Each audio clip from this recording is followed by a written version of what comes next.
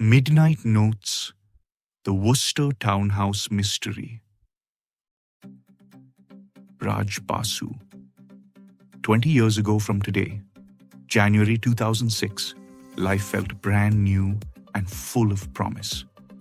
We had arrived from India just the previous semester in 2005, coming to Worcester Polytechnic Institute for graduate studies, 3 of us, landing in Worcester, Massachusetts, with suitcases full of clothes that didn't understand New England, and minds still tuned to home. Late dinners, later conversations, the comfort of noise. Here, everything felt sharper and more organized. Doors that locked with a final click. Strangers who smiled without stopping. And silence that lasted too long in hallways. And then there was Worcester winter. Snow didn't fall like in movies. It arrived like a decision and stayed like a punishment. The wind didn't just blow. It cut, slipping through jackets and confidence alike. We learned the rituals fast. Boots by the door, salt on steps, gloves always. So when we finally got a WPI Townhouse on Salisbury Street, it felt like we had won something real. Not luxury, just stability. A place close to campus. Enough rooms that we didn't have to live inside each other's noise. A kitchen where we could make chai that tasted like home. Warm light in the evenings. Familiar voices inside unfamiliar weather. I was doing my PhD in physics, living in derivations and experiments, and the kind of late-night thinking that makes time stretch. Kunal, doing his PhD in computer science, lived inside code. Algorithms, logs, bugs that hid like animals in tall grass. Saurav, doing his PhD in electrical engineering, was the grounded one. Circuits, measurements, skepticism. The person who believed reality was simple if you respected it. Our townhouse became our small island.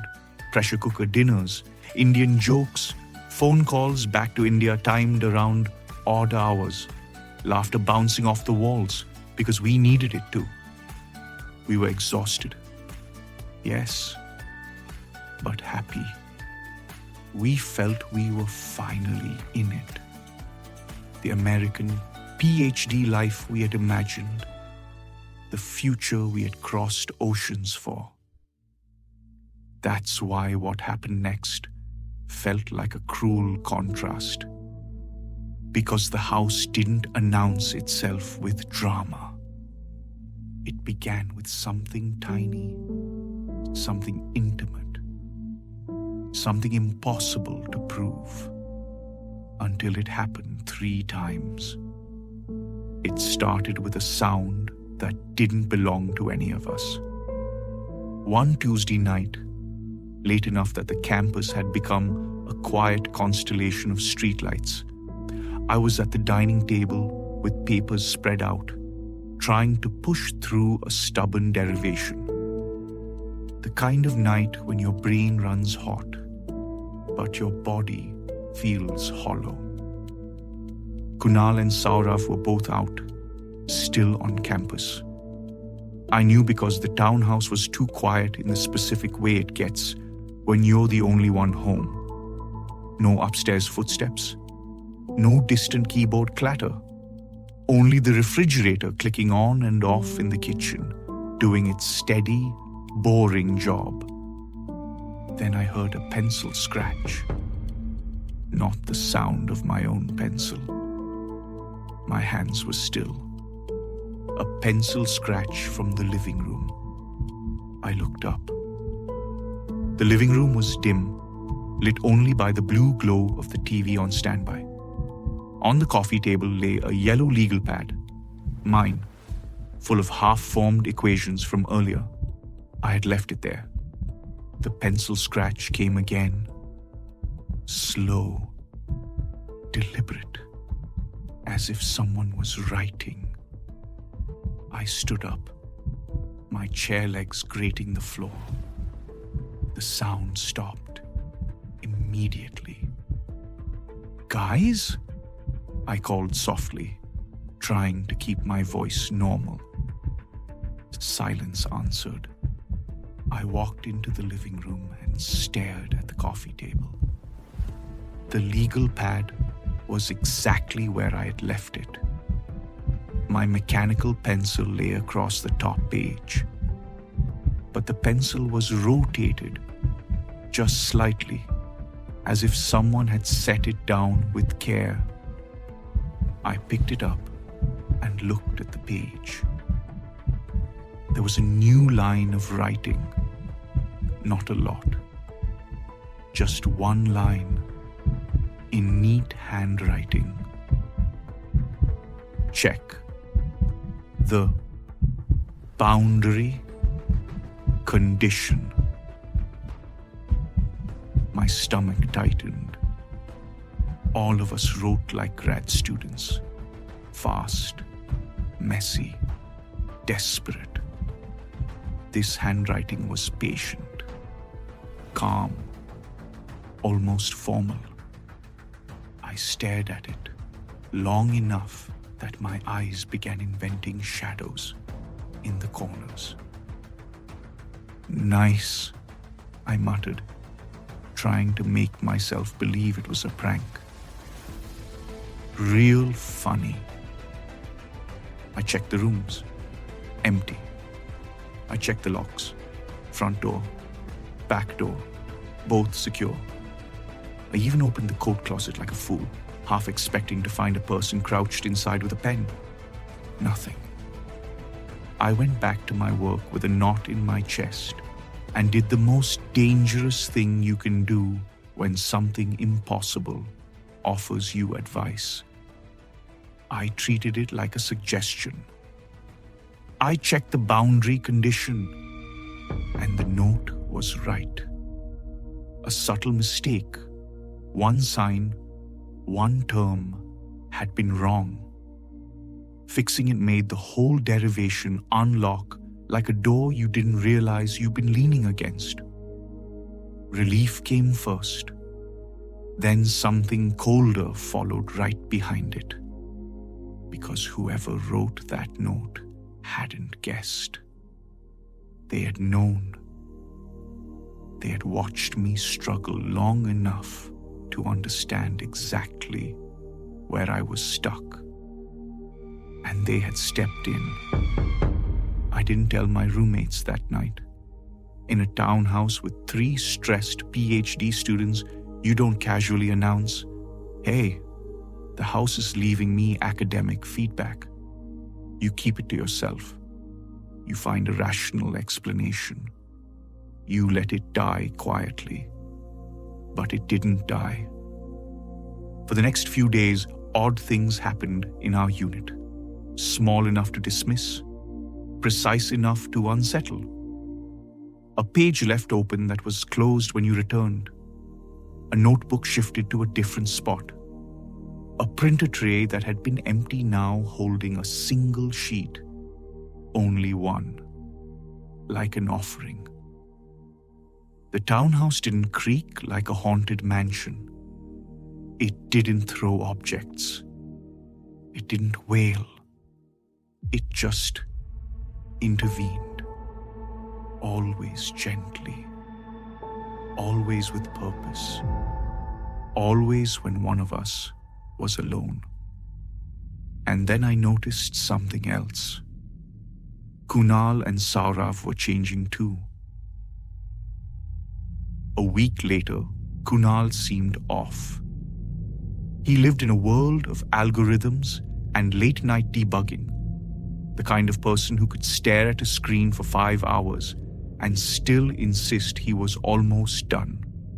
One evening, I found him in the kitchen at 2 a.m., not eating, not talking, just standing with his mug in both hands like he needed it for balance. "You okay?" I asked. He hesitated, then forced a laugh. "Yeah, just weird week." "What's weird?" I asked. He shrugged too quickly. Nothing. But his eyes flicked, not to me, to the hallway, as if he expected something there to overhear. Saurav was next. He was practical in the way electrical engineers often are, grounded, skeptical, impatient with anything that couldn't be measured. One night he asked casually, "Have you noticed the desk lamp in the living room turns on sometimes?" "We don't have a desk lamp," I said. He stared at me for a second too long. "Yeah," he said slowly. "That's what I thought." And then he changed the subject. 3 people, 3 separate silences. In a normal house, that kind of silence would be nothing. In our townhouse, silence began to feel like part of the architecture, which can train you, teach you what to notice. Like someone had leaned over my shoulder and decided I was worth correcting. The moment we found out the truth was not dramatic. That's another reason it sticks with me. It was a Sunday afternoon, snow outside, the kind of day where Worcester looks like it's been erased with a rubber. We were all in the living room, each pretending to relax, while our minds stayed tethered to work. Kunal was on his laptop. Saurav was flipping through a notebook. I was half reading a paper, half thinking about the week. And then Kunal, without looking up, said quietly, "Did you guys ever find notes in this house?" The room went still. Saurav's pen froze mid-air. My stomach dropped. "What kind of notes?" Saurav asked, trying to keep it casual. Kunal swallowed. "Like corrections, suggestions, related to your work." I set my paper down slowly, like any sudden movement might break something invisible. "I got one," I admitted. My voice sounded too loud in that room. It said, "Check the boundary condition." Kunal's face drained. Saurav stared at me, then at Kunal, then back at me, like he was watching 2 equations suddenly share the same solution. Kunal spoke as if the words scraped his throat. Mine was in my notebook. It said, "You're chasing a bug that's not random. It's a race condition." He exhaled sharply. And it was right. I added logs, force scheduling. The failure pattern reproduced perfectly. Saurav's knuckles whitened around his pen. For a long moment, he said nothing. Then he opened his notebook and turned it toward us. In the margin, thin letters, careful handwriting, were words that made my skin prickle. "Measure the ground reference twice." Saurav spoke quietly, almost angry. I rechecked the circuit model. The note was right. My reference was drifting. We stared at each other. 3 notes, 3 disciplines, same handwriting, same calm tutoring tone. And then we all realized the detail that killed every prank explanation. Each note had appeared when the recipient was alone in the townhouse. When I got mine, Kunal and Saurav were out, When Kunal got his, Saurav and I were out. When Saurav got his, Kunal and I were out.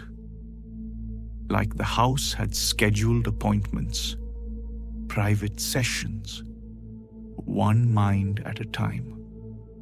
And the precision of that timing felt like a fingerprint.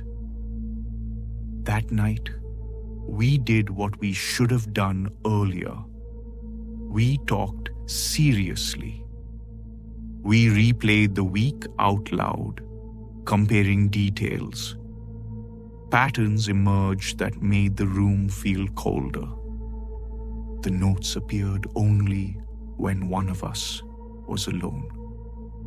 They were always directly related to what we were stuck on. They were never jokes, never nonsense, always accurate. The handwriting never changed, and the timing was unnervingly consistent. Late hours, usually after midnight, we decided we would investigate properly, together, because the rational explanation was running out of oxygen. Maybe it was a prank, someone with a key. Maybe it was housing staff. Maybe it was one of us doing it sleepwalking. Maybe it was something else we didn't want to name. We made a plan. Set up a camera in the living room, keep a notebook with a clear blank page, place it on the table, and stay awake together. If the notes appeared, we would catch who or what was writing them. For the first time, we felt a strange excitement cut through our fear. Mysteries are seductive, especially to people who spend their lives chasing answers. We were going to solve it. We never got the chance. The very next day, a letter slid under our front door. Not emailed, not posted on a bulletin board. Physically slid under our door, as if delivered by a hand that didn't want to be seen. It was from the housing agency. Brief, formal, polite. They informed us that our townhouse unit would be closed for renovation. We were required to move to another townhouse in the same complex. Immediately, as soon as possible, they would assist with logistics. No explanation, no timeline beyond ASAP, no room for negotiation. I remember standing there with the letter in my hand, feeling something hollow open in my chest. Because the paper didn't just interrupt our plan, it ended it. And it did so with the kind of authority that makes you realize you were never really in control of your own story. We called the office. We asked reasonable questions. What renovation? Why now? How urgent? Can we stay until the end of the semester? The answers were smooth and empty. Necessary work. Administrative decision. Safety compliance. Non-negotiable. And there was something else. Something harder to prove, but impossible to miss. A tightness in their voices whenever we said the unit number. As if our townhouse had a reputation they didn't want to speak aloud. We moved. We packed up our lives in cardboard boxes, irritated at the inconvenience, unsettled by the timing, still trying to treat it like bureaucracy. On our last night, the living room was bare. The couch looked lonely without our junk. The carpet showed clean rectangles where furniture had been. We stood there together, the three of us, surrounded by boxes. And for the first time since it began, I felt a childish impulse rise up, an urge to demand an answer from the air. "We know," Kunal said suddenly, not loudly. He wasn't speaking to us. He was speaking to the townhouse. "We're leaving," Saurav added, jaw tight. I didn't know what to say, so I said the only honest thing. "Why did you help us?" The townhouse did not respond the way ghost stories respond. No cold wind, no slammed doors, no visible apparition. Instead, something far smaller happened. Something that still haunts me precisely because it was small. On the bare coffee table, where there was nothing a moment earlier, a single sheet of paper was now carefully kept.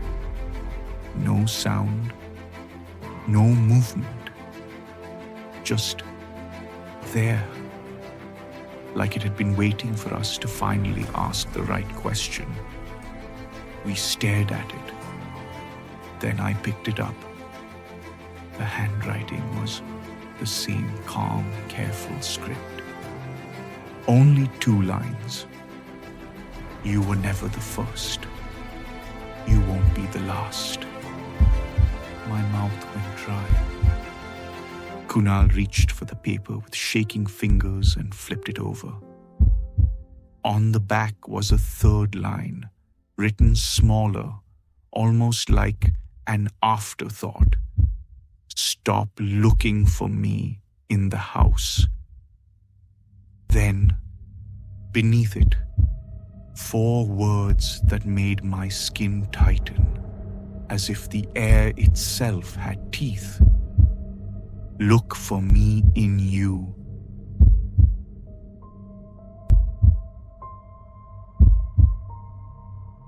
We left that night, and here is the part that turns it from a creepy episode into something that still refuses to close. During our stay at WPI, that townhouse never opened for renting again. Not once. Other units filled and emptied as semesters passed. New students moved in. Life continued. But our previous unit stayed dark. Blinds down. No available sign. No new faces at the windows. No moving trucks. Just an unoccupied pocket of silence in a complex that otherwise pulsed with student life. At first, we assumed renovation took time. Then months passed. Then a year. We started hearing rumors from other students, half whispers, half jokes. That unit had been closed for years before we rented it. That maintenance refused to go in alone. That someone once lived there who never finished. That the place wasn't haunted by a person, but by a habit. A habit of staying up late. A habit of chasing the last step. A habit of believing work is worth any cost. We never found out what was true, and the housing agency never gave a real answer about why they moved us out so suddenly. To this day, I don't know if the renovation was real. I don't know if we were removed for safety or legal reasons, or because someone in administration finally realized that townhouse should never have been reopened, or because someone, something, noticed we had started to notice back. I still think about that final line sometimes. "Look for me in you." Because after we moved, the note stopped. No more paper. No more handwriting. No more midnight help. But something else began instead. Something quieter. On certain nights, when I was working too late, when my mind was tight with obsession and my body was begging for sleep, I would pause and feel a strange pressure behind my shoulder. Not fear exactly, not presence exactly, more like expectation. And in my head, as if it were my own thought, I would suddenly hear a sentence with the same calm, tutoring tone. Check the boundary condition. Only now it wasn't written on paper. It was inside me. And that's the unresolved mystery I can't shake. Did the townhouse have a ghost? An old student? An unfinished mind? A presence trapped in the loop of late-night work? Or was the townhouse something stranger? A place that doesn't just hold hauntings, but teaches them, passes them on, like a quiet infection of sleeplessness and brilliance. Until one day you wake up and realize the hand correcting your work is the same hand that's been slowly rewriting you. And if that's true, then maybe the reason the housing agency moved us out isn't because the townhouse was being renovated. Maybe it's because we got too close to discovering what that place really did to people who stayed up late chasing answers. Maybe they moved us out to protect us. Or maybe they moved us out to protect the townhouse, so it could go back to being closed, dark, and patient, waiting for the next set of students who would rent it, unaware it had been quiet for years, only because it was hungry for minds like ours. And if you think that's just a story, just a superstition, tell me this.